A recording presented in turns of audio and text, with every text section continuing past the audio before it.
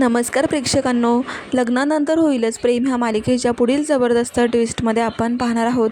जीवा आता नंदिनीला एक पत्र देतो, पण नंदिनी ते न वाचताच रागातच जीवाच्या हातावर ठेवत म्हणते की तुमचं पत्र तुम्हालाच ठेवा. मागच्या वेळेला ह्याच पत्राने माझा घात केला होता.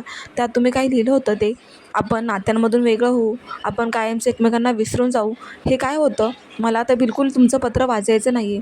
त्यावर आता नंदिनी रागानेच निघून जात असते, तर जीवा तिला आवाज देऊन म्हणतो की 1 मिनिट, तुम्ही चुकीचं पत्र वाचलं होतं. त्यानंतर नंदिनी आता मागे वळून पाहते आणि तिलाही आता धक्काच बसतो. ती म्हणते की काय, म्हणजे तुम्हाला डिवोर्स नव्हता घ्यायचा? मग जीवा म्हणतो की म्हणजे तुम्हाला पण डिवोर्स नव्हता घ्यायचा? मग दोघं एकमेकांकडे पाहूच लागतात. त्यांच्या नात्यामध्ये आड आलेलं ते चुकीचं पत्र आता त्याचा मोठा उलगडा झालेला असतो, सत्य समोर आलेलं असतं.